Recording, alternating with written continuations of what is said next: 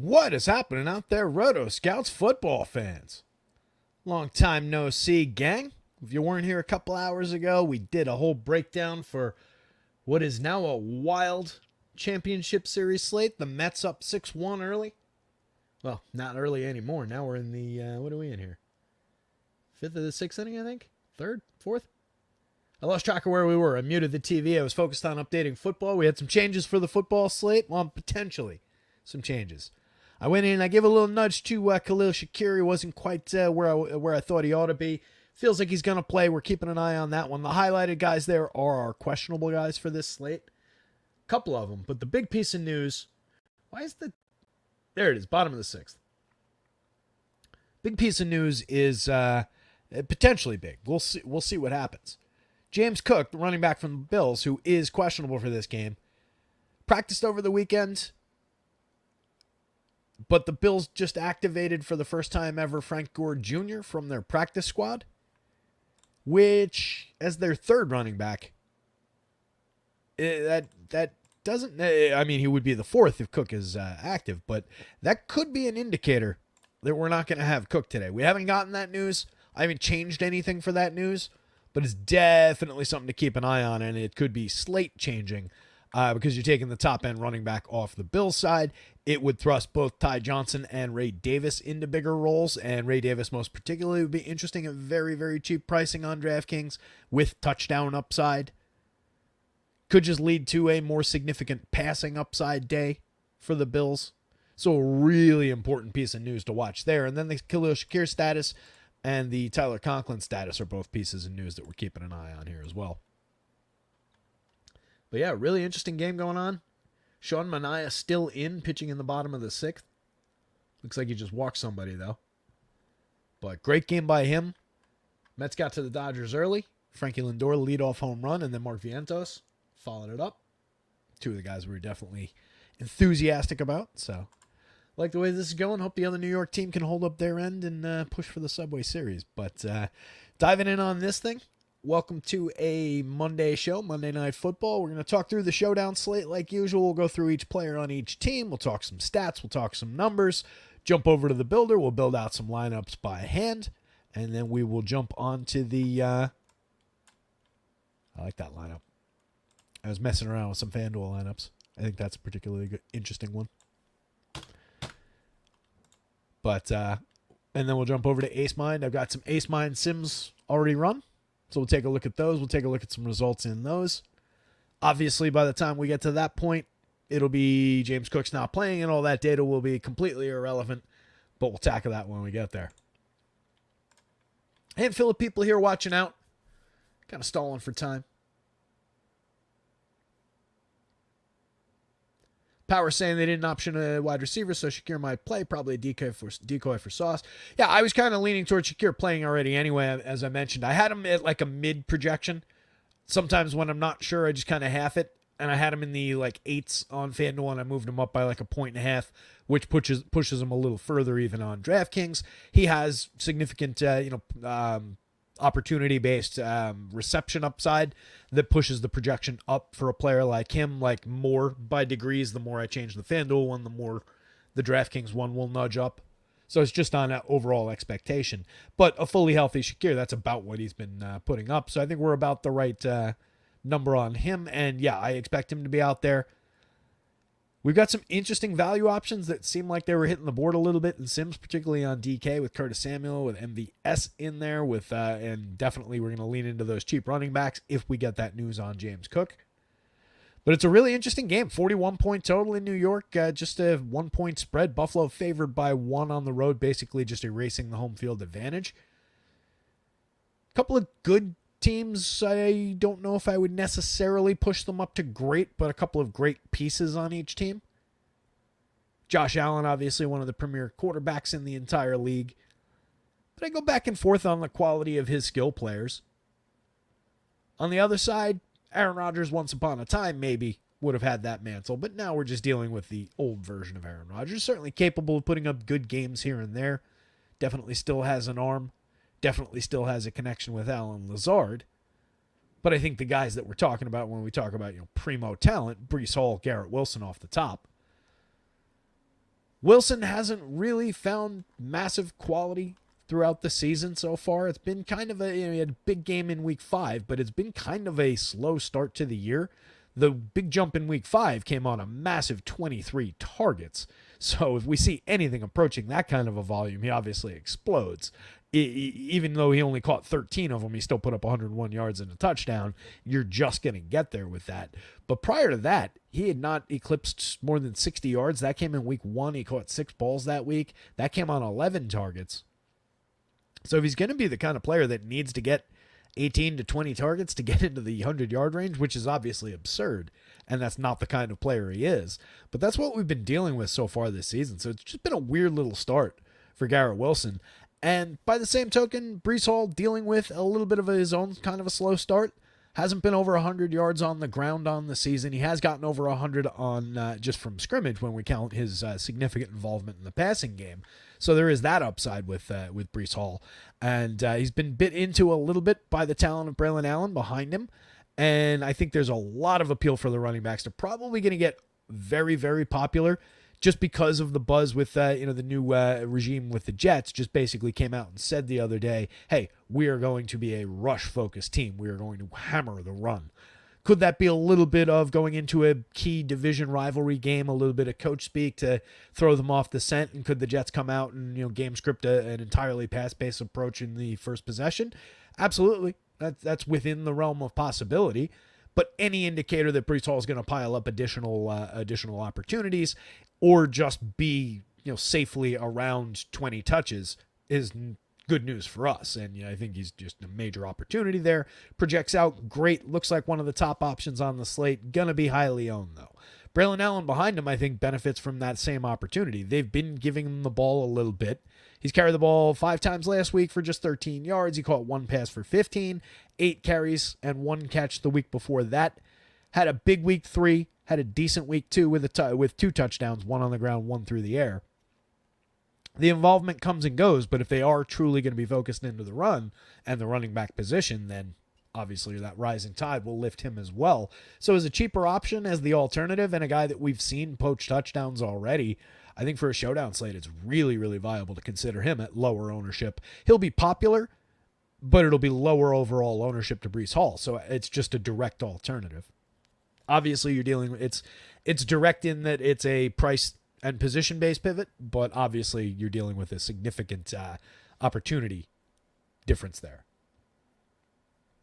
But that's just at the very top end. We've got a lot to work with on this slate. Diving into some of it. For starters, defense-wise, Jets have been very capable up top. 4.2 yards allowed per rush attempt, ranked ninth coming into the week. 4.9 yards allowed per pass attempt, first. Right now, that I grabbed these today on these rankings, so it looks like it drops to 8th and 2nd, but still obviously pretty significant.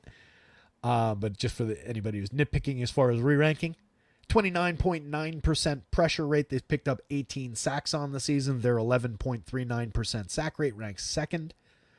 Just 1.43% interceptions. They've only picked off 2 balls on the season. That ranks 22nd, but they've done everything else pretty solidly defensively. They're allowing just 1.4 touchdowns a game. That ranks 1st overall. 17 points a game ranks 6th overall. The problem for the Jets is they've only scored 18.6 points per game. The offense really has been kind of stagnant. They've been running basically a 65-35 split in favor of the pass. So again, if they are intending to normalize that, even if it goes to a 55-45 split pass focused, definitely benefits these running backs. On the Buffalo side, defense has been extremely gettable on the ground. 5.2 yards allowed per rush attempt. That ranked 32nd coming into the week. It looks like it ranks 31st now. But obviously, it's a big, leaky defense. Against the pass, they've been fine. 5.7 yards allowed per pass attempt, ranks 7th coming into the week.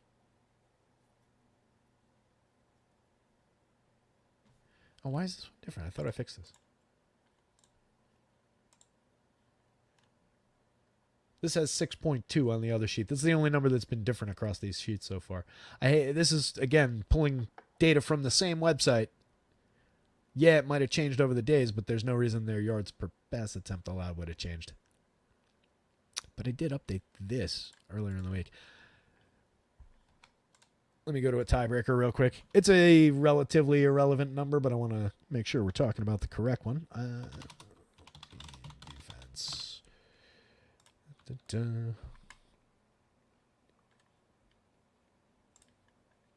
Correct number on the Bills, 6.2.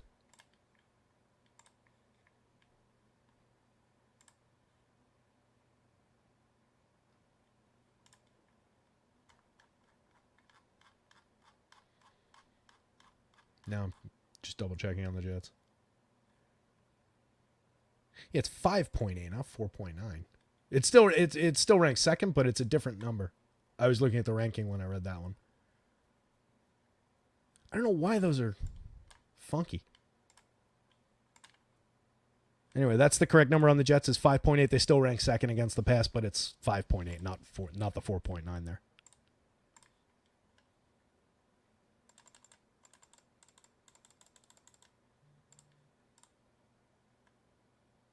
Oh, you know what it is? I didn't change these. I'm an idiot. I only changed the games that were on the main slate. That's why they were wrong here.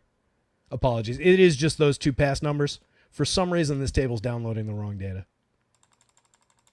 But yeah, see, the ones that moved over to the right are all the main slate games. Those are the ones I manually updated, and I didn't do these two. That's why they're different. Sorry about that, guys. Hey, at least I'm not talking about a London game that's on the slate, but not on the slate. Or on the sheet, but not on the slate. Anyway, so the point being, the Bills' defense has been super, super gettable on the ground.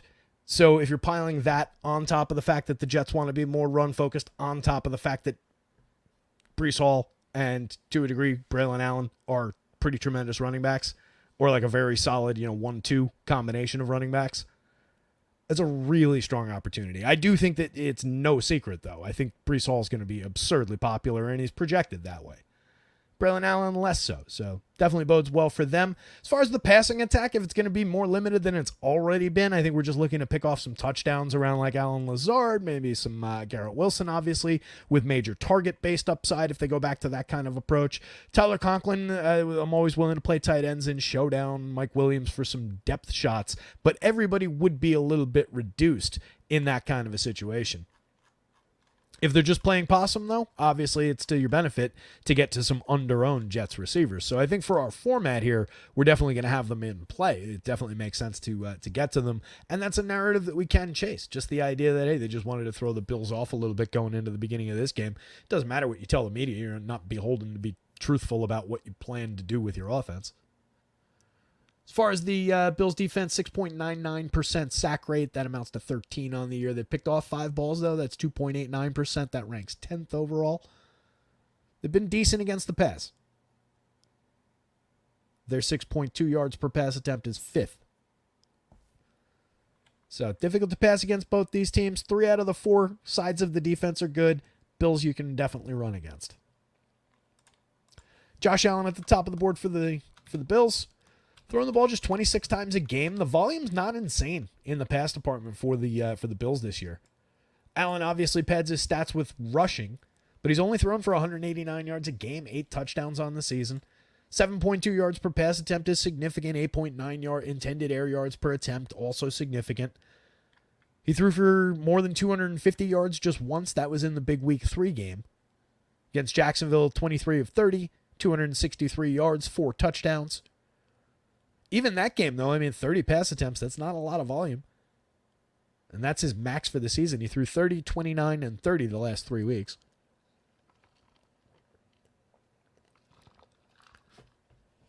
Over the last 2 games, one against Baltimore, one against Houston, both on the road, he's got 1 passing touchdown over the last 2 games. 2 rushing touchdowns over those two games. 4 carries of over 20 yards, 6.2 yards per rush attempt against Baltimore, 4.4 yards per rush attempt against Houston, and again, a rushing touchdown in each game. But just 16 of 29 for 180 against Baltimore, 9 of 30 for 131 and a touchdown against Houston. It was a real letdown game, that game against Houston, just overall. Bills only put up, 20 points in that game? But we know it's a superstar quarterback. It's part of why I kind of question just the quality of the skill players they've got around him this year. The departure of Diggs, kind of a big impact on this offense. Allen's running the ball 5.2 times a game, 6.2 yards per rush attempt overall. He's got the 2 rushing touchdowns that came in the last 2 games, 4.7 before contact per attempt, 1.4 after contact. If Cook is active, and I'll pop back into chat to see if you guys are screaming at me that he's out. Let's see. Nope.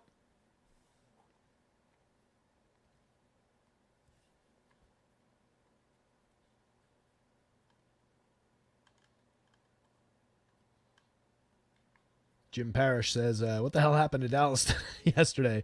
Apparently it was Jerry's birthday, and they put up a big stinker as an FU to Jerry, I think. Yeah, that was a disaster. Would you play Josh Allen, Hall, Rodgers as lock plays? I never really like to refer to anybody as a lock. I mean, that's a little bit foolish to just, think that somebody has to be in a lineup. But those are, the 3 top guys on the slate. Those are the guys you're going to want quite a bit of. Depending on which site, the ratios differ, and the moving in between captain and flex position differs. But yeah, those 3 guys, just looking at, let's see. Rodgers is going to be in the flex role somewhere in like the 70% range. Josh Allen's going to be split pretty significantly. Let's say Rodgers across 150 lineups, 80 and change. Josh Allen 54 and change in the flex, and then getting into 20+% of the captaincy in this sim, and then Breece Hall 69%, 23% in the captain. So yeah, each of those guys is pulling like 80+% weight across each position in these DraftKings lineups. And it would be the same on FanDuel. You'd be dealing with significant ownership, but there's no pivot in that. That's just locking, it's putting in, and to use your word, locking in, just good chalk plays from this slate, but that's not necessarily for Showdown, like the exact direct approach. You don't necessarily want all 3 in every single lineup. Just because it limits a little bit of your variability, and it limits a little bit of the happenstance that you kind of need to capture to be able to rocket to the top of a Showdown slate with a somewhat unique lineup. If you're just targeting, hey, good win rate on these, there's a good frequency that they get into the top 1%, and I don't care that I'm tied with 200 people, then yeah, locking those guys in and putting 150 lineups with all 3 of those guys in is not a poor approach for that kind of a thing. So it really just depends on what you're kind of trying to do.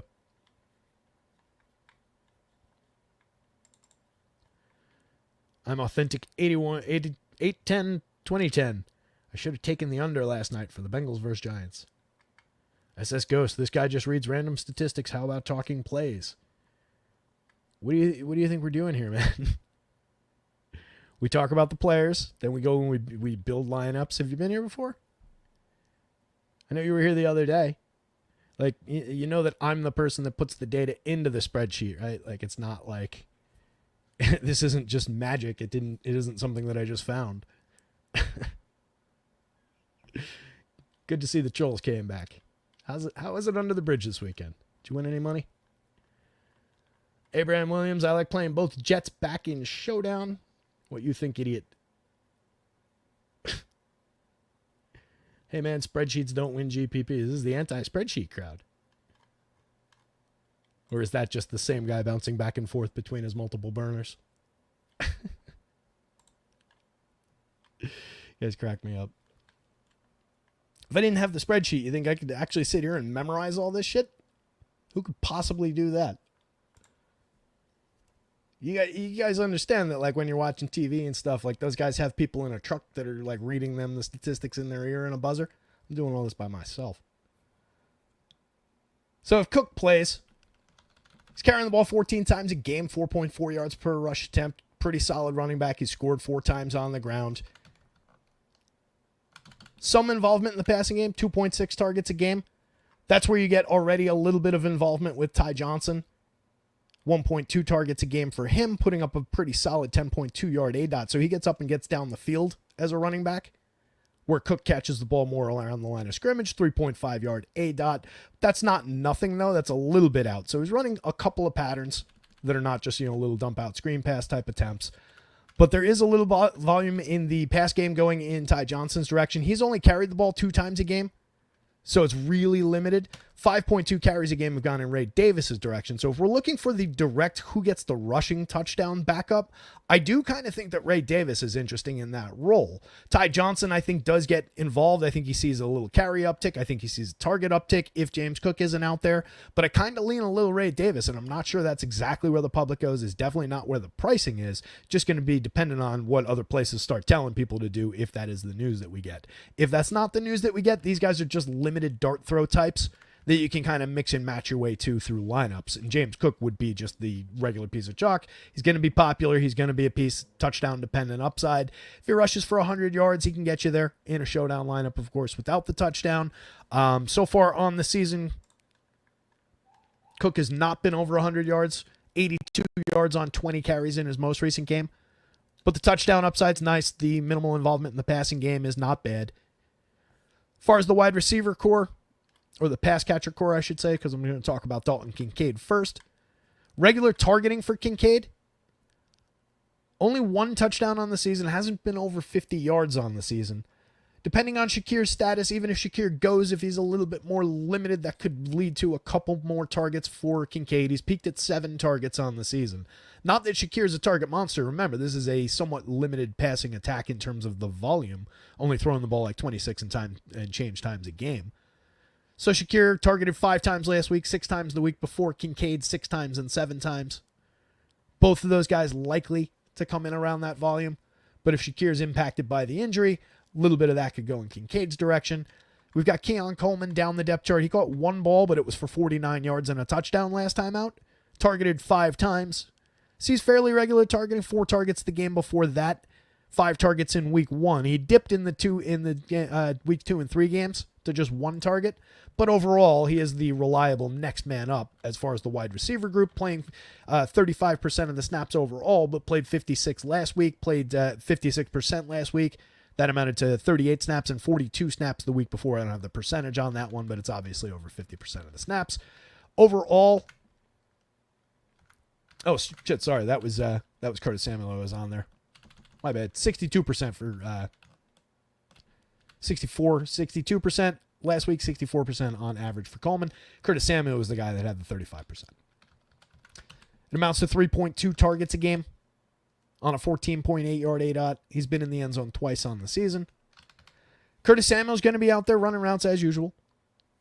I just read off his snap percentage. It was 20 snaps and 34 snaps overall. They've increased basically every week of the season. Last time out, he was targeted 4 times on 27 routes. Picked up a rushing opportunity, but it went for -1 yards. That was his 3rd week in a row with a rushing opportunity. So a little bit of multifaceted ability. He's a cheap receiver. He's got a little bit of projection on him. He's going to be low owned. He's a guy who's going to come through Sims. We're going to see him in a little bit when we pull it up because he's cheap. So we're going to see some of him. Mac Hollins, a little bit of opportunity as well. Mac's playing about 30 snaps a week, 35 snaps 2 weeks ago, 33 snaps last week. Peaked at 43 in week 3. 54%, 63% overall on the season. He's drawing 3.4 targets a game. He's a downfield threat, 15.4 yard ADOT. Picking up 23.8% of the team's air yards on just 3.4 targets a game is a significant downfield option. He's got a touchdown on the season. Ty Johnson's got the receiving touchdown there. Each of Ty Johnson and Ray Davis have rushing touchdowns. So this team does spread the touchdown looks around. They've got MVS on the depth chart as well as a receiver. He's only drawn 1.8 targets a game. Played 23 snaps 2 weeks ago, 26 snaps last week. He also peaked in week 3 with 45 snaps. Was targeted 3 times on 14 routes run over 26 snaps last week. He's going to get his looks. He's another downfield deep shot receiver, 15.7 yard ADOT. These guys have significant value if they connect. You're talking about 1 to 3 opportunities to do that. It's essentially like hoping a guy hits a home run when you roster him in baseball. You need that look, and you need him to connect on the big play. That's the nature of those receivers. Curtis Samuel is not that kind of a receiver. He's just going to see his regular volume. He'll see a little bit of the rushing opportunity. He's operating on a 4.7 yard ADOT. So with Samuel, you're just looking to rack up PPR opportunities and rack up some short yardage opportunities. That's why he kind of functions 28 in the flex, 42 in the captain role, 7,000 on FanDuel. He's just a piece that should see some reliability of points. The other guys have higher ceilings, but are more likely to put zeros into your lineup, where Curtis Samuel slots in with a little bit of reliability if you're talking about like a safer floor, and does also come with a little bit of touchdown-based ceiling. He hasn't been in the end zone yet this season, but he's been there before in his career. At the tight end position, you do also have Dawson Knox out there, not playing an insignificant amount of snaps, about half the snaps every single week, but the volume's been extremely, extremely limited for Knox so far this season. Just one target a game on a 4.6 yard ADOT, just 2% of the overall air yards. Went untargeted last week despite running 13 routes over 33 snaps, one target the week before on 12 routes. He maxed out at 2 targets that came in week 1 and week 3. But really, really limited opportunities. Just one look in the red zone all season. He didn't convert it. He was a much more involved player last year. He was a guy that we got into our showdown lineups, and he does still carry that viability just based on the number of snaps that he plays and based on the fact that he is a guy who scored touchdowns for this team in the past. Let's remember, Dawson Knox in 2021, 49 catches, 587 yards, 9 TDs on 71 targets. 2 years ago, 517 with 6 touchdowns on 65 targets. Dipped last year to 36 targets, caught 22 of them, caught 2 touchdown passes. That's not even the trajectory we were on in terms of opportunity so far this year. Just 5 targets all year. He's caught 3 of them for 30 yards. But we're a little bit behind even that pace. But if you're just looking for a showdown play, and knowing that he'll probably finish the season around that same 20 and change catches, he'll probably end up with 2 touchdowns on the season. That's a play you do go to on showdown slates. Those are the kind of oddball plays that build in around your chalky guys to give you that angle up toward the top of the slate when they hit. Those are the plays that win you the bigger money, because those are the plays that are going to be less owned, less duped in public lineups, gain you a little bit of leverage against the slate. So that's what I was talking about before with that Hall, Allen, whatever question, as far as locking guys in. Depends on what you're looking for. If you're looking for safety, if you're looking for, I don't care how many dupes I have, I just want to cash, I just want to try and hit as high as I can, there's safety in that. If you're looking for, I want to win this tournament, I want to win the most money possible when I do win this tournament, because that's how you max out these opportunities, then those kinds of players are important. The Knoxes of the world, the MVSs of the world, the deep shot receivers and Mac Hollinses of the world. Quentin Morris a little bit less so in terms of the further down the depth chart tight end. Morris has been out there for just 1 or 2 snaps each week, 2 last week, 8 the week before. He's been untargeted all season. He ran 2 routes 2 weeks ago, but he's not an opportunity. He's not going to have an opportunity on this slate unless something happens. So that's a dart you don't throw. We don't get that extreme where it's like, all right, the guy's not expected to be on the field, you know. In terms of Breece Hall, 13 carries a game, just putting up 3 yards per rush attempt. Extremely limited output so far this season. 2 touchdowns on the season, just 1 yard before, 2 yards after contact so far.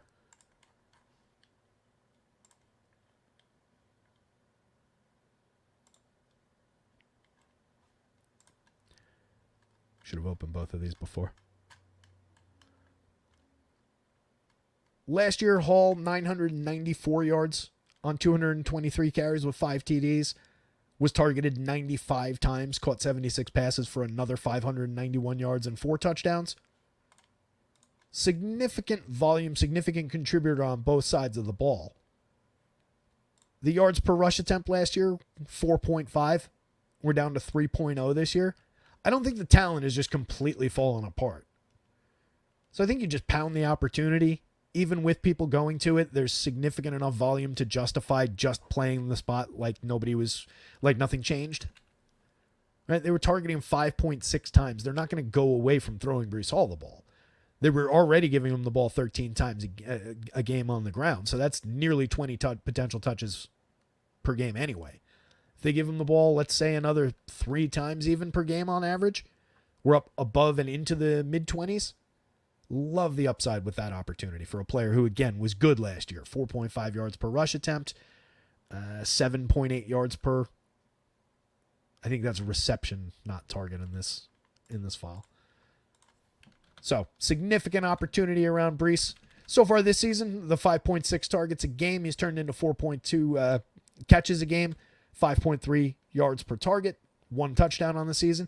Garrett Wilson, just 5.2 yards per target on an 8.5 yard ADOT, but garnering 36.4% of the air yards. He's up to 11.4 targets a game after that monster target game the other day. 2 touchdowns on the season. Again, the big breakout game, but it came on 20-something targets the other day, 23. So the opportunity is going to be probably less than that this week. You're talking about like probably, back to the 15, 13 target range as a very high end. Prior to the monster, he had peaked at 11 targets back in week 1, 6, 9, and 8 in the 3 intervening games. So if you're getting 15, that's monster volume, and that would represent the Jets not doing what they said they were going to do about the rush game. Either way, very, very talented player who probably underperformed a little bit out of the gate. I don't think the public's going to be sleeping on him. I don't think it's a spot where it's going to be anything under own. Maybe a couple people go away from it just on that buzz about going to the run, but I think he's going to be perfectly popular. Allen Lazard, on the other hand, people still seem somewhat reluctant to really trust. I love the touchdown upside. He's got 4 on the season. We called it out in the first game when they were on primetime, and they've gone to it. Aaron Rodgers brought Allen Lazard to this team for a reason. Yeah, they didn't play together last year, but that connection is still there. An 8.8 yard ADOT. He's drawing 6.5 targets a game, 26.4% of the air yards. He's been significantly involved, and he is Aaron Rodgers' favorite target in the red zone. I don't think there's any arguing that. So the touchdown upside significant. He's a major piece for showdown slates. 72, 10-8, and the captain on DK, 10-5. Easy to afford on both sides, really. Braylon Allen, we talked about. He's drawing 2.2 targets a game, 1 touchdown through the passing game, and then 6.4 opportunities on the ground. 1 rushing touchdown, 4.5 yards per rush attempt. Not a bad secondary running back option for 5,400 for 9,500 on FanDuel. The FanDuel price is more significant against the FanDuel cap than the DK price is. He's a better buy on DK. But I love the upside that he gives you for the less ownership that Breece Hall is bringing in. He'll be appropriately owned for his pure opportunities, but for the angle against the Breece Hall ownership, I don't know that he necessarily will. So I like that upside. Conklin, assuming he's out on the field, definitely an interesting enough tight end. He drew 9 targets last week, 8 targets the week before. He had a 6-target breakout in week 3 that saw him catch 5 balls for 93 yards. He hasn't been back to that peak yet, but he caught 6 for 55 last week. Hasn't been in the end zone yet this season. Limited options in the red zone. He drew 1 red zone target last week, 1 in week 3. But a fairly significant target for them throughout all of last year. Definitely a player that's going to continue to be involved. And after a slow start as far as the targeting went, he's up to 5.4 targets a game. It's minimal as far as getting downfield. He really needs them to be up close to have his touchdown upside appear, but he does have the touchdown upside. Mike Williams, on the other hand, much bigger of a deep threat. 13.4 yard ADOT leads the team. 15.1% of the air yards because he only draws 2.8 targets a game. They haven't connected for a touchdown yet this season. It's been a little bit limited. Williams, 2 catches for 25 yards last time out. His best game was week 4 against Denver, 4 catches for 67 yards against that pretty good defense. That came on a season-high 5 targets. He's out there running regular routes, though. He is definitely involved. That's kind of unlike Xavier Gibson a couple spots further down for just 600 on DraftKings, 6,000 on FanDuel. Very different pricing. On DraftKings, he just barely cracks over a 1-point projection. I don't know that I want him out for anything outside of a dart throw. Last time out, he played 2 snaps with the offense. He ran 1 route. Prior to that, 13 snaps, 14 snaps in weeks 3 and 4. Ran 10 routes, 9 routes. Drew 4 targets in week 4, caught 1 for 6 yards. Drew 2 targets in week 3, caught 2 for 16 yards. That is the extent of Xavier Gibson's involvement in the offense this season. It's been pretty ugly.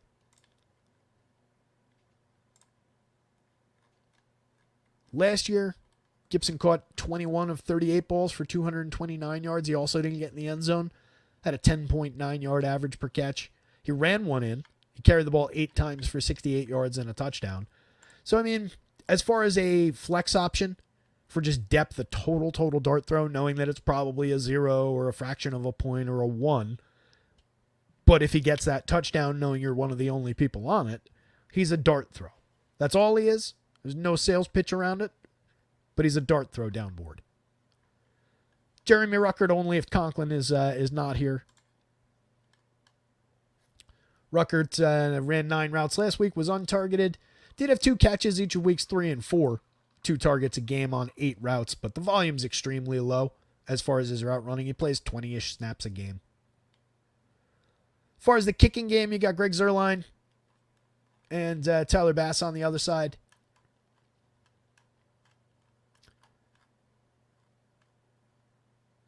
Bass on the season, just 1 over 50 yards. He's missed 2. He's made the 1 attempt from over 50.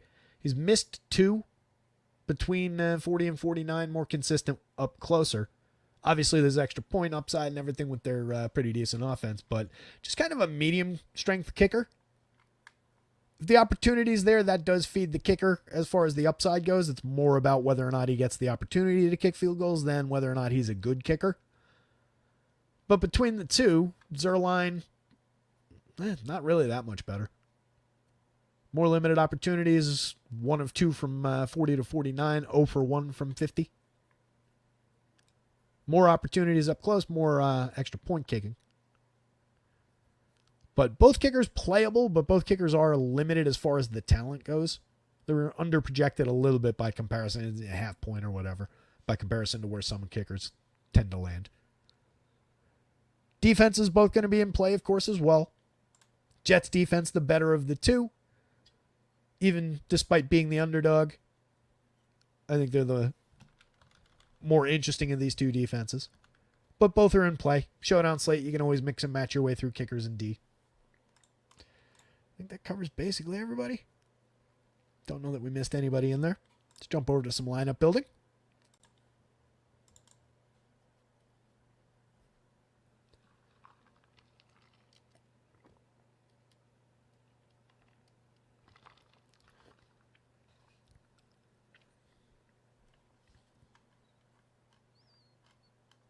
Busy chat today.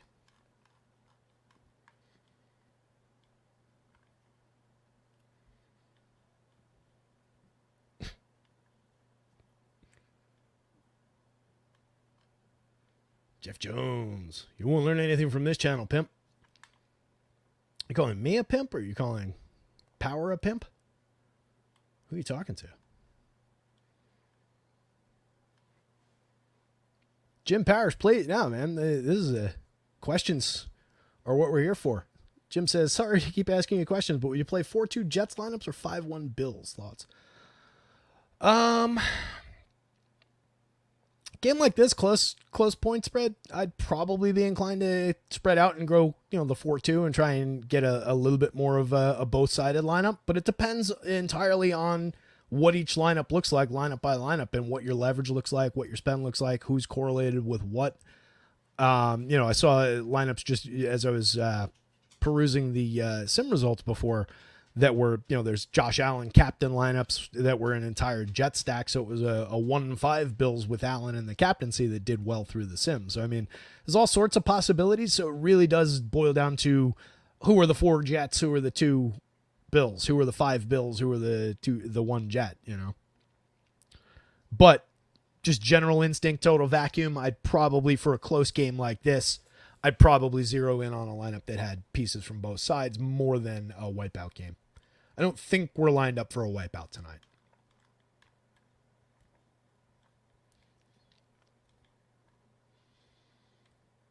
Jeff Jones, don't like nor respect this fool. Well, then what are you here watching the show for, man? Thank you for your view. Every view counts. Appreciate you coming by if you don't like me. I like you. You seem very nice. A little aggressive maybe, but you seem like a nice guy. Talking to everybody. Getting in there, mixing things up, making things happen in the chat.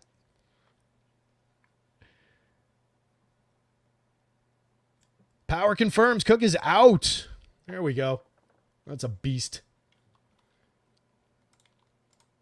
Let's just get that for sure. So, like I said, as soon as we get to the lineup building part of the show, yep, there you go. Good call, Power. As soon as we get to the lineup building part of the show, we get into the James Cook being out news, which changes the entire shape of the slate. Okay. Okay, so what's the best way?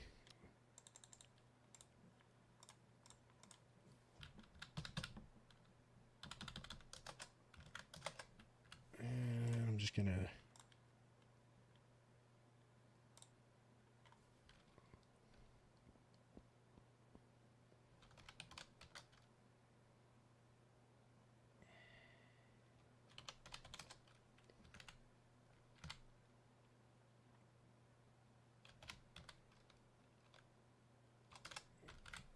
Just putting some mid numbers on it. These aren't obviously what's going up on the website. This is just for our lineup builder purposes over here.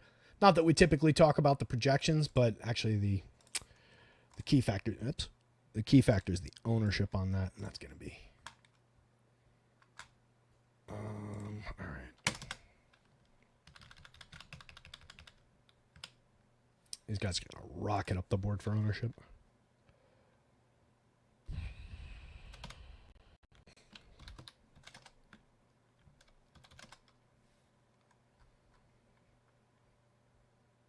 Probably not in the captain role as much. Although they're cheap. What were the...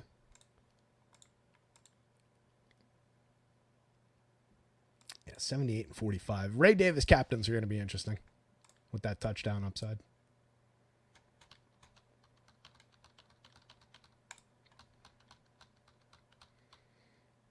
I'm going to put this like 3.5 and like... Johnson just more expensive. All right, let's see what that does. Again, those are just guesstimating. So let's take a look at one of those to see what it looks like. I think you still go to Josh Allen and pair him with go to Kincaid. And then take Brees and get Chalky there.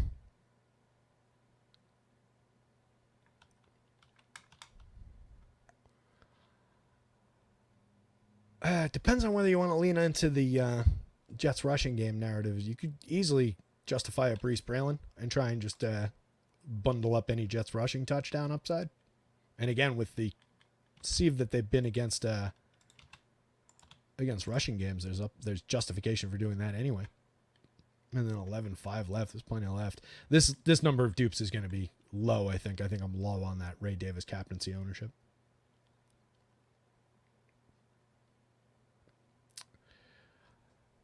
You could easily just take Wilson off the top there. I don't have Rodgers in the lineup. You could just do that. Let's just see what it looks like with Rodgers in there. 13 times dupe. That might not be that far off, actually. Because I don't think people are going to go completely bananas for Davis. But I do think he's interesting there at that cheap price in the captaincy with fairly significant touchdown upside now. That's not uninteresting. Obviously, if you wanted to do basically anything else in that spot, you can make it lower owned. Right? Pretty straightforward. If you went like... Actually, instead of that, let's go. Give the Jets a little bit more meat here. Yeah, that's fairly realistic. 18 times duped with that setup. It's fairly realistic in terms of that number feels about right, given what I just, kind of eyeballed for Davis's ownership there. That's playable, but I prefer that other construction at a lower ownership. This is much more just directly playing chalk guys under the Ray Davis blanket. You could go up even from there, though. You've still got $700 to spend. The more you spend on it, the more it'll go up and be duped. So if you leave like $1,000 on the table, you'll secure a less duplicated version of the super cheap captain lineup. There's a number of different ways you can go with that now. Like I said, the Sims were getting some like Curtis Samuel in the captaincy lineup coming through. So you can get that for just like 42.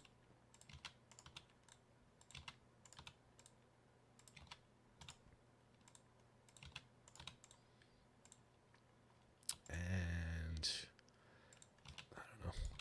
What's our line? Four dupes. It leaves a ton of money on the table.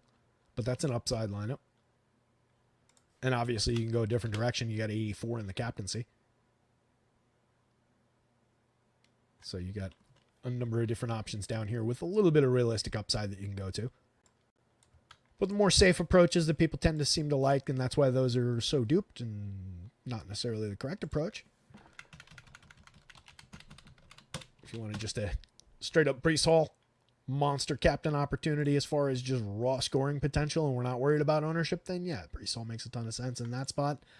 I would say that Rodgers still makes a lot of sense there. Josh Allen, of course, does. For 11,000, it becomes difficult to get them both in, but there's plenty of opportunity to do so because you've got these cheap running backs now. So I can just go like that. And we're going to be super dupe when we do this. Coming out of the back of that, you go like maybe that.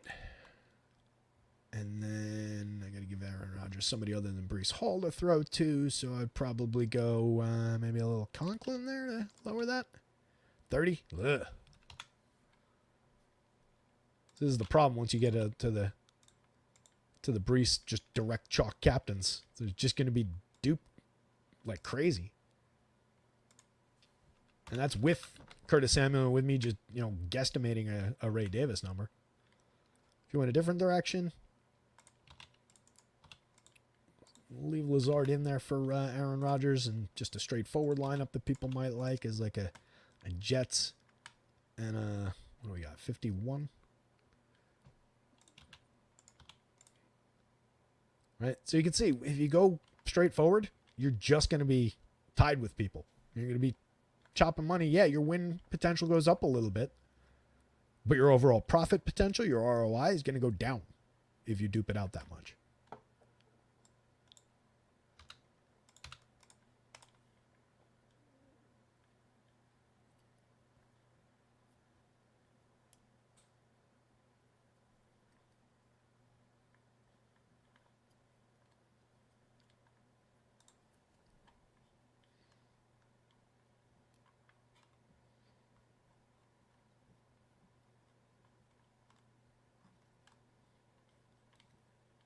Who do you guys want to see?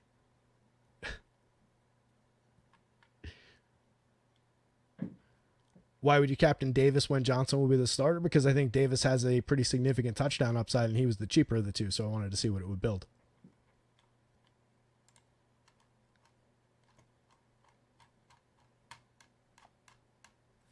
As far as carries go, last week Johnson carried the ball 3 times on his 21 snaps.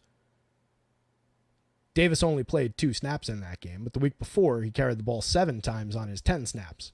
Week before that, 7 times on 12 snaps. Week before that, 9 times on 14 snaps. Ty Johnson's peaked at 3 carries all season. So who actually gets the rushing volume? If they get it in close, who actually gets the ball? Johnson's been a little bit more involved in the passing game. He's out there running 7 to 10 to 13 routes. So I think he's involved in that aspect of the game for sure. And I do think he's the nominal starter. I think he's the guy who's going to get more of the looks. But I don't think it's a situation where you're dealing with like a 90-10 kind of a split or anything. Just based on how the carries have gone.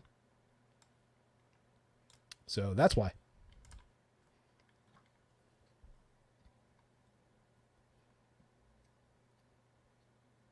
Who said Bills running backs are a lock? What the fuck podcast are you listening to?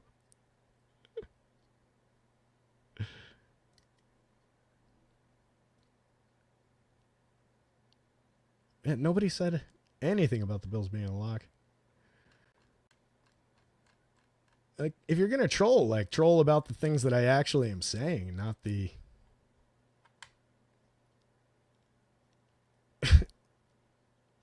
I got no hard stance takes. Right. Yes. I'm literally Khalil Shakir active.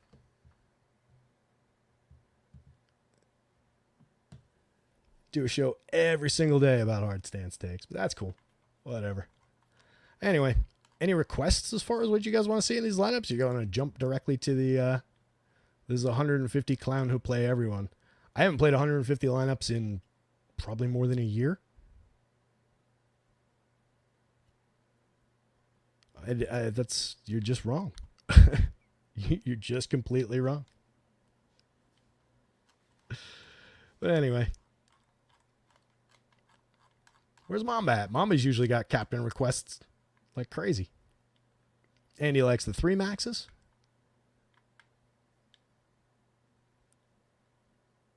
I never said that. We had this conversation the other day, Jeff Jones. No, they fired me because I told the owner that the new name was stupid, which it is. Because I had a big argument with them about how they wanted me to sign a non-compete agreement, which I never would do. And they wanted to have rights to my spreadsheets and my tools, which I would never do. And then I told the owner of Fantasy Cruncher what I thought of him. Or actually, more to the point, I told our people that he didn't work there when he said something shitty to our people. So I was just standing up for the people. Those are the reasons I got fired, but I never said I didn't get fired. I 100% got fired. I'm kind of proud about why I got fired over there. So, yet again, just completely wrong about everything you're saying. There you go. You got fired for giving bad takes, recommending everybody. Yep, that's me. I recommend everybody. Mamba says trolls keep moving my questions. You got to ask them faster. What is your question, Mamba? Don't make me scroll for it. Just type it over and over again until I answer it.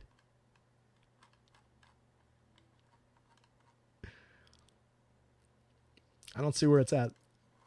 Just ask again, Mama. I'll get you. Your spreadsheets are trash, buddy. Keep talking out your backside. Yep. So build it, Jeff. What are you taking up my time for?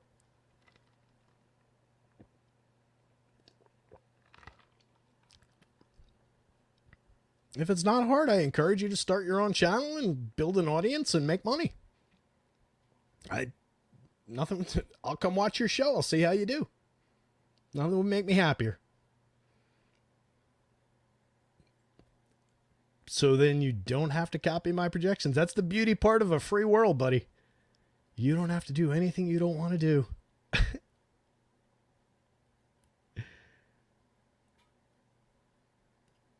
They actually fired me in the middle of what at that point was my best year ever. And then the next year I had my best year ever after I was gone from the company. So yet again. Oh my God, Lowell says, this has been lit. I'm going to subscribe. Mama wants a Kincaid captain. There he is. I like that idea.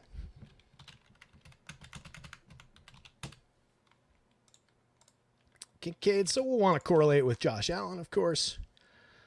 Let's go. Let's double up our Allens. We'll take the alternative from the Jets running back situation to create a little bit of a gap as far as that ownership goes, because these guys are going to be chalky up there, including Allen and Kincaid in the captaincy. After that,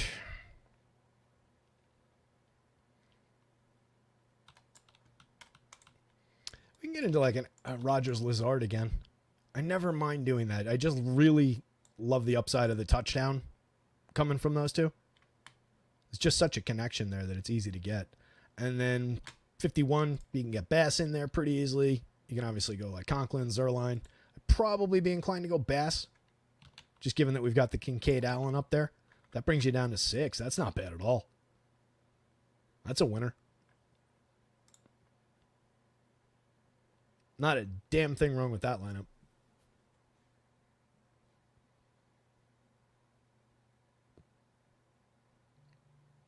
This guy's a redneck? I'm from New Jersey. Like the northern part, not even the southern part. The fuck are you even talking about? New York City is like over a 9-iron that way. You dumb motherfucker. Oh boy. Would you play a kicker over Ray Davis? Sure. Yeah, Davis is a dart throw, guys. I want to make it abundantly clear. Davis is a dart throw. But the starting running back is out, and Davis has seen rushing opportunities in 4 of their 5 games. More rushing opportunities than Ty Johnson in each of those games.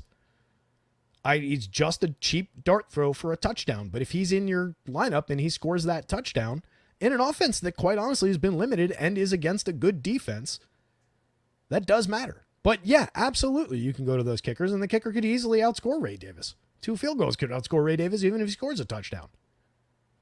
So yeah, totally. But I do think the kicker will be more popular. or around the same popularity.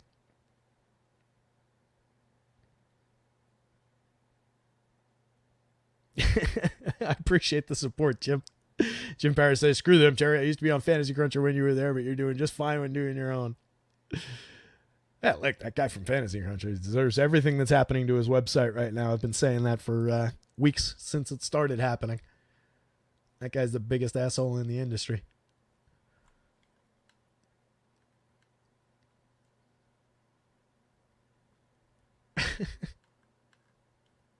I love this notion that among the trolls that I think I'm the best.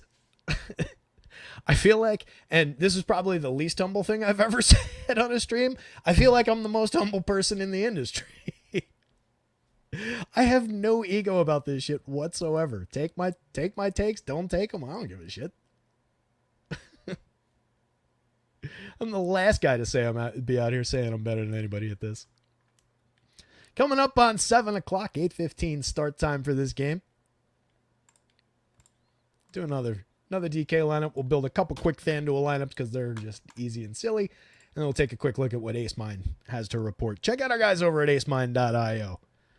Sims, optimizer tools, lowest pricing in the industry. There's another company that has a bunch of sim tools out there that's been mentioned a bunch of times about their high pricing in the chat right now. Come on in for about a quarter of the price with our guys over at AceMine. Knock 20% off your first month with promo code RotoScouts, all in caps.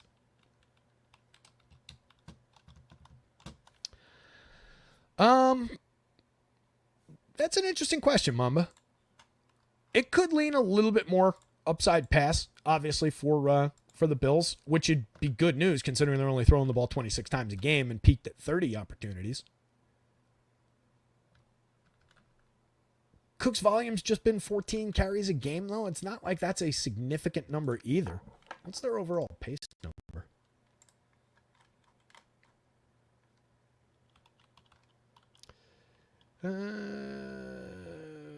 Please, why the fuck is it not on here?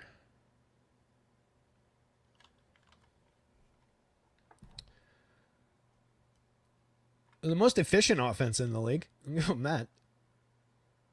5.4 points, 5.09 points per game, 5.4 yards per play, 5.09 points per play. What's 28.4 points per game, 5.09 points per play? Where the fuck is the plays run?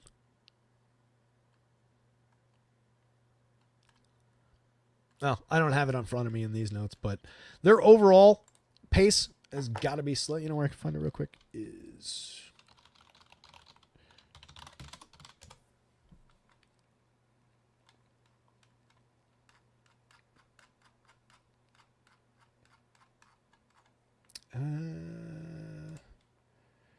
Pace. Where is it?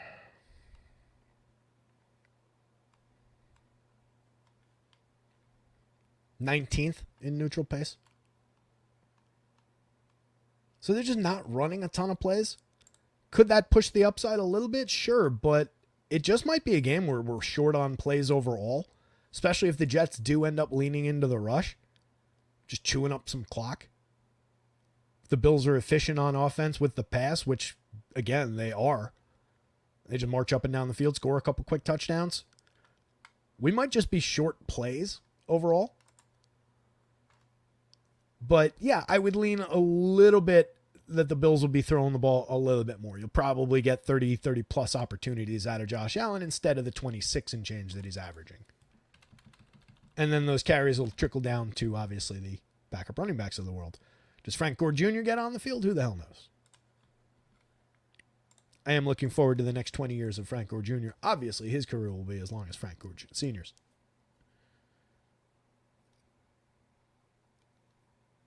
Yeah, Dennis, exactly. Won $300K a month after they fired you. Dennis picked up what was that, $250,000 or so last year with football projections?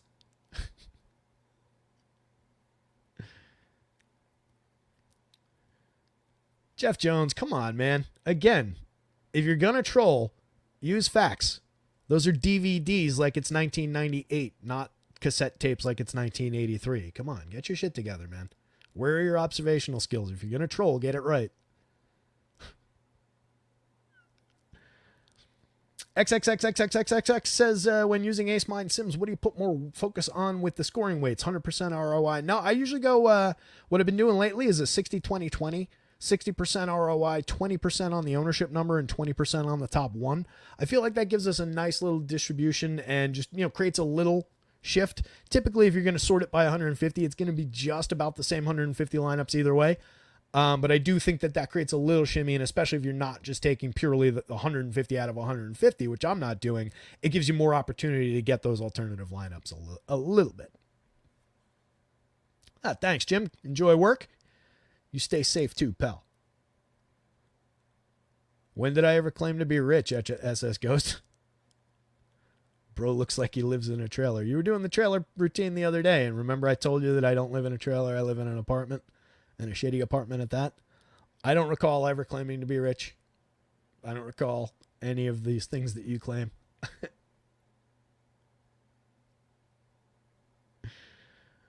But yes, DVDs.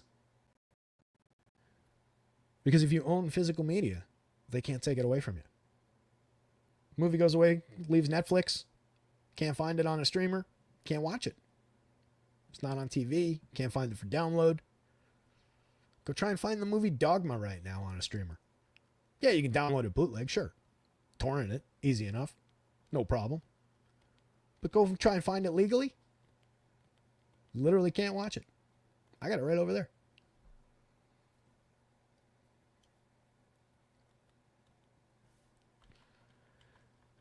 Anyway. Let's take a couple FanDuels. When we go over to Ace Mind, it's just going to be the Josh Allen show in the MVP spot. That's the most boring thing in the world, but we'll do one just to do it. Go alternative here. Since it's FanDuel, you got to get completely different if you want to win any money at all.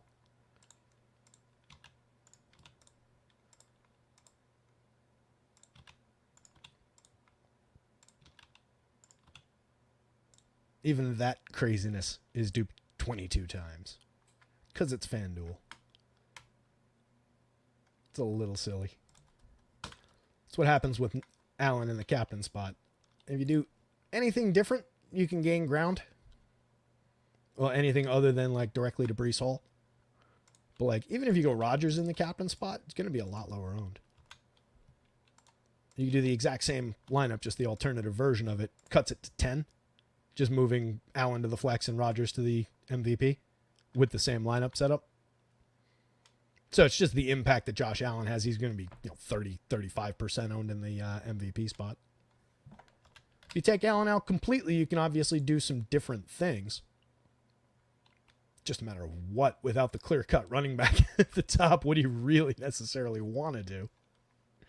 For the Ty Johnson fans in the crowd, we can go that way. But honestly, with Johnson and his involvement in the passing game, I kind of would want him correlated with Allen. But we'll go that route. We'll take Noxie out of there. Leave it like this. Make this a Breece captaincy instead. He's going to be significant in the captain spot as well.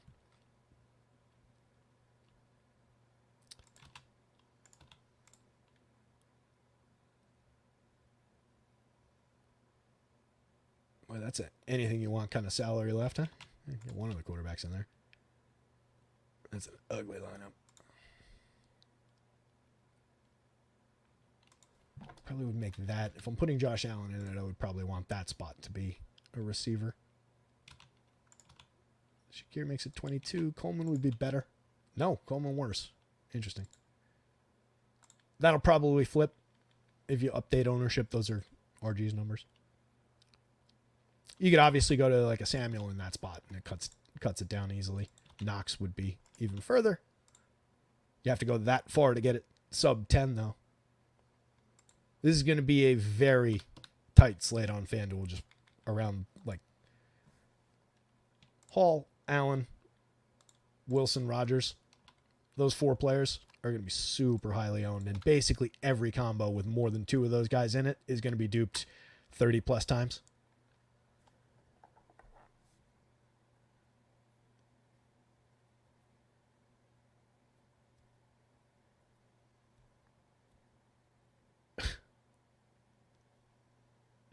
So you would definitely have cassette tapes behind you too if they would have survived your 20s. I don't know if I have any cassette tapes left. I used to have so many good mixtapes for the car. I was a big mixtape guy. I don't know if I have any survive. I think I do, actually. I think there's an old, like, this is a box of memories and stuff that I've got up in my closet up there that has a couple of the old mixtapes in it. No ability to play them on anything. The one that has come back a lot for collectors is VHS. A lot of people collecting old VHS tapes, which is just funny. The box art is great, though.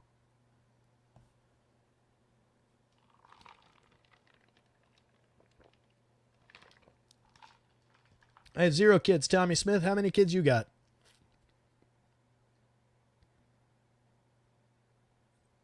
This guy is 0% a grandfather. 45? Maybe in your part of the country, that's grandfather age. You're probably related to that kid through other ways. I don't think he is who even lives in the U.S.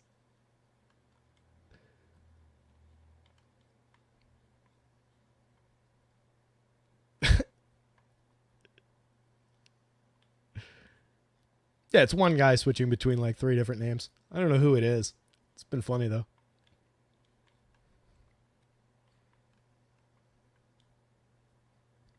Jeff Jones thinks that America is such a bad place. Are you calling me a freeloader loser? The guy who spent the last year and a half providing all this shit for free? I'm the freeloader loser? Maybe that's what it is. Somebody who's using the projections for free and then got pissed off when I put a paywall up. $1 a day is really breaking the bank. Come on, Alex. Yeah, it's Alex. It's Awesemo himself. I like that idea. Out of everybody over there. What are we at? 7-Eleven? Still a couple minutes. Let's do an alternative lineup, something that's more interesting. Let's get a Garrett Wilson. I like this idea of the Jets. Again, if the Jets are playing possum about that leaning into the rush thing, I do think that playing up the Jets' pass offense could be a little bit interesting. Obviously, I've been talking up Alan Lazard, but the massive, massive potential for Garrett Wilson to just draw another 15-plus targets is clear, and he's a fantastic receiver when he's going right and when he's getting that kind of opportunity. Definitely want to get away from some popularity here. We haven't talked Mac Hollins, really. Mac is just a dart throw, as we talked about. And that bounces us back to 85. You can go like Conklin in there to give Rodgers a little extra padding. That's still duped 30 times. Again, any time that you're getting 2 or more of the Wilson, Rodgers, Allen, and Breece Hall group, you're going to be duped significantly, almost regardless of what you do. I didn't change the ownership on Ty Johnson, Ray Davis. That's why I'm not really using him that much. I did for DraftKings. I didn't for FanDuel. But they're obviously in this mix. And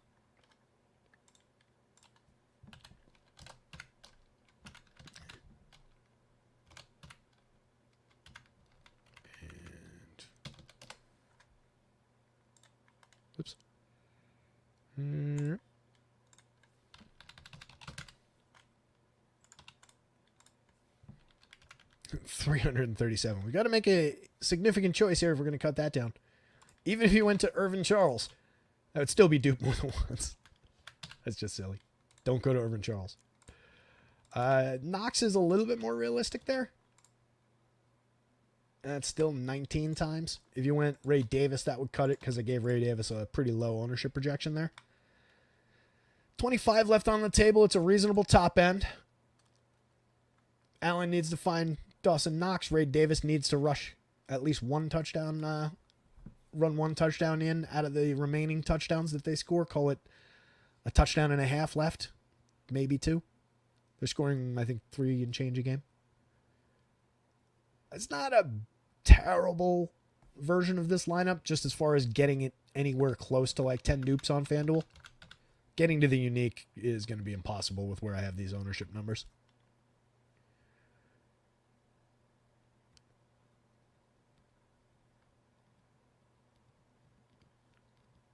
Rolling Thunder. Didn't you make that same comment the other day on your, I think that was an exact same statement as you said from the, what the hell's the other name? SS Ghost name? You said literally the exact same, I'd spit in this guy's face if he ever left his trailer. For one, again, it's an apartment and there aren't trailers within like 20 miles of here. But even if I lived in a trailer, what's wrong with trailers? There's some quite nice trailers out there in the world. Why do you hate people that live in trailers? A large part of the country lives in trailers. What are you being such a judgmental prick for? It's weird. Dennis like the sex bots better. That's why we got to grow the channel. That's why we need more subscribers so the sex bots come. What do you think I've been doing this for? Last 18 months just sitting here day after day talking this up. I'm trying to get the sex bots to come back. I miss them too.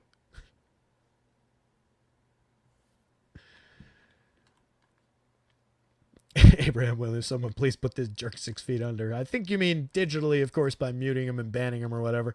I just don't bother because he's clearly got like 19 different names that he's switching between. So like whatever. Shotgun says terrible. I like that it's drawing a bunch of people who come to the show but never actually talk and say anything. There's drawing a bunch of people from that into the group, into the chat. Shotgun says, Terry, for being such a nice guy, you should draw a weirdo bunch of fans. Very true. All right, I have not looked at anything for week 7 yet. I'll start doing it tomorrow. So if you kick around the Discord a little bit tomorrow, maybe hit me up. But yeah, typically Wednesday is the big day where I really will dive in and start putting everything together. Lorenzo Robinson, what's going on? Good to see you. Lorenzo loves a trailer. This guy puts in hard work to get these stats to the public, but clowns wouldn't understand. Yeah, there you go. A lot of hours every day. Trying my best, gang. Trying my best. That's why we got pricing. Every single piece of content, every data point, every single sport, all in one price, under $1 a day. Weekly, monthly, quarterly. The only choice is which plan you want to sign up for as far as when you want to pay and how much you want to pay. But everything's under $1 a day. Chris, fire away. Oh, we've been here, Chris. Where you been? Chris has been looking for us. He should definitely be significantly low on Chris. Yeah. If you include, Chris's question is, if I include Dawson Knox in a build, do I need to worry about ownership at that point? I'm guessing I respect everything. Oops, that moved. I'm guessing he should be 5% or less. I don't have the exact number in front of me, but yeah, it's going to be low. It's going to be single digits. He's definitely a differentiator. There's never a point necessarily with showdown lineups where it's like, I don't have to worry about ownership. I won't be, I'll be totally unique. The idea is just to whittle that down as far as you can. So he's a big piece of being able to do that. You want to use the guys that are going to be lower owned, but still do have realistic upside. So with Knox, the targets have been extremely limited, but we are still getting about 50% snap share. We are still running routes. He is a guy who, again, scored 2 touchdowns last year, had scored up to 9 a couple of years ago. His participation in the offense has declined over the last 2 seasons, but he is still out there. He is still a viable red zone target. So yeah, you do want to go to that kind of a guy rather than just the total dart throw. This guy's 600, but he's not going to be on the field, not playing any snaps with the offense. Well, congratulations on getting cheap and low owned. You haven't done anything. So you want to angle toward those guys. You do still have to worry about it, but for a showdown, you're almost never, or you're very rarely going to hit on a purely unowned, unduped lineup. These slates are so big and there's so few options. The goal is just to build a viable lineup that has some possibility in it. I talk about the difference between probability and possibility a lot, and that can basically boil down to a high ceiling, low floor kind of a situation, the safe versus tournament winning. So for showdown, it's a lot more with possibility in there. That's where we get to these secondary and tertiary players. These guys who are down the depth chart, only going to get 3 targets, but maybe it's on a super deep target like an MVS. And if he happens to catch it and get in the end zone at your 5% ownership, he's a big, big differentiator for that lineup. Even if he scores the exact same fantasy total as, let's say, up the lineup a little bit, Mike Williams. Say they come in at exactly the same number. They both catch 1 30-yard touchdown pass. Whoever I said the first one is the better of the two. MVS would be the better of the two, just based on lower ownership at a lower cost. So it's all relative to what's going on. But yes, guys like Dawson Knox, guys like MVS, those are the guys that you want to get into these showdown lineups because they are those points of differentiation. And you got to know that a lot of times they're not going to work out. A lot of times those are zeros or low scores that don't win. The goal is the once, twice a season that you hit those plays right, you're going to be separated from the field, from the big groups of dupes by enough that you've paid for all those losses and then some.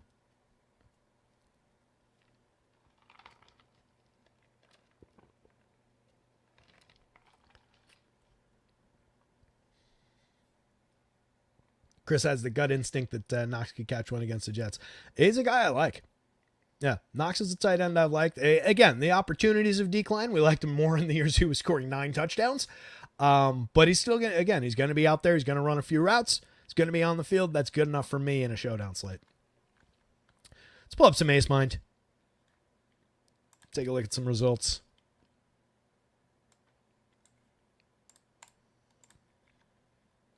Chris, don't worry about the trolls, Chris. This guy showed up out of the woodwork. Not sure where they came from, who they are, or why, but we welcome all types.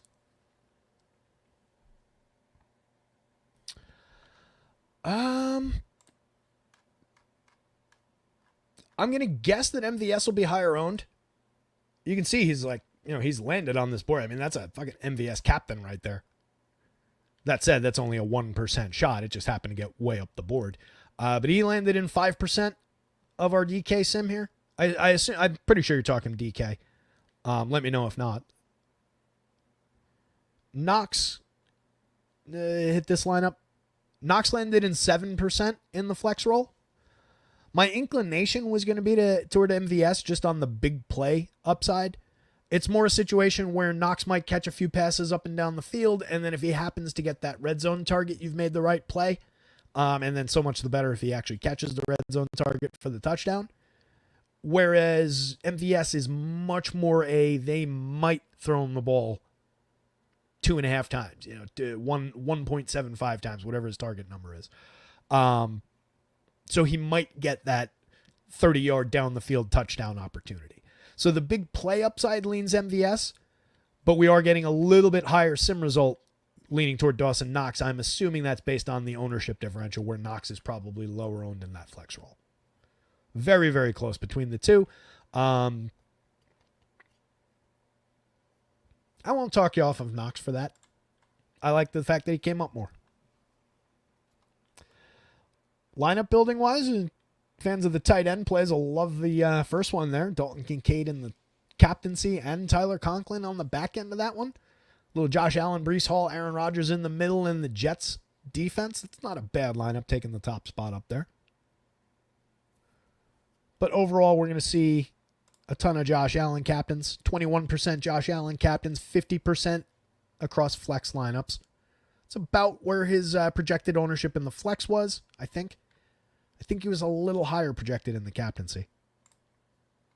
Let me see. I can actually pull up what this ran with. Yeah, that's almost dead on his flex number. And actually, it's a little sliver above his projected captaincy. So a little tiny bit basically means that you can roster Allen right around the public because he's Josh Allen and he's very straightforward and obvious. Breece, basically going to be the same thing, 69% in the flex roll, 23% across captain. That's a little bit more of a gap between his captain projection and his captain result. It's about 5 points. So a little bit of additional gas pedal there on Breece. I suspect we're going to be above on Aaron Rodgers in the captaincy because that's a pretty low number that he went in against. No, it's right around it. Where we get a lot of Rodgers above the field is in the flex roll. That 88% Rodgers in the flex is basically double his public projected ownership in the flex.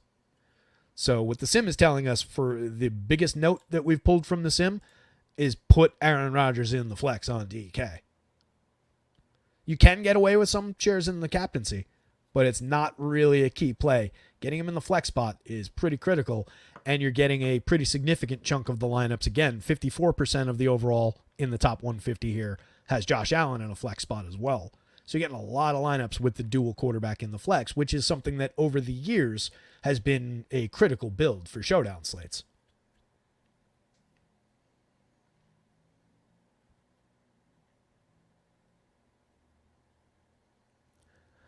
I remember that you hit that, Chris, but I don't remember what the specific swap was.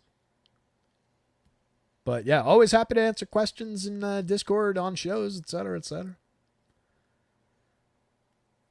Great base run. Oh, Joseph Ramirez points out that the NLCS has been on like right over there, and I haven't turned my head that direction in quite a while. I've been talking to the trolls.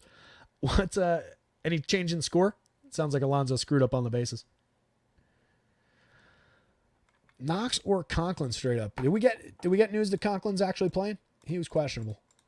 I haven't kept up on the. I also do have to punch out in a sec and get projections updated on the site.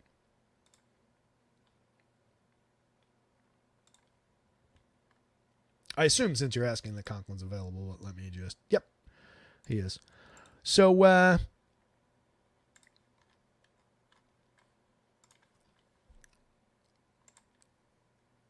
it depends. All right, again, and I hate to put it depends on a lot of these, but it depends on what else is in that lineup because Conklin will be significantly higher owned.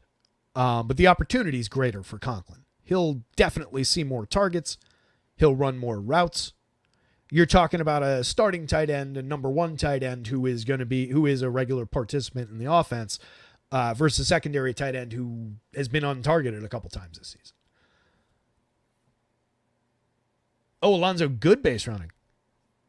He scored after stealing second, 7-3 in the bottom of the ninth. Go Mets. Boogie Cousins. It's going back a ways. Love it. Valentine's Day, too. Hopefully bought your significant other something nice with the wins. Something tells me you have a sneaky suspicion Knox gets a TD tonight, Terry. Yeah, he's in my placeholder lineup right now, I'll tell you that. I do like Dawson Knox. So continuing on, let's take a look at some more of these. And then again, I got to punch out of here and get the site updated because that was a big change that I haven't taken care of yet. So just put some numbers on some guys. Garrett Wilson, 33% in the flex, 10% in the captain. Not a bad chunk of captain going in Garrett's direction. That's probably over what he went in here as. Right around.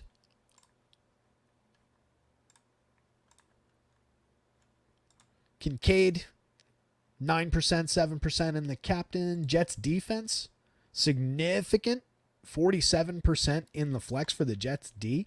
6% in the captain is not insignificant either. That's kind of an interesting twist to the slate.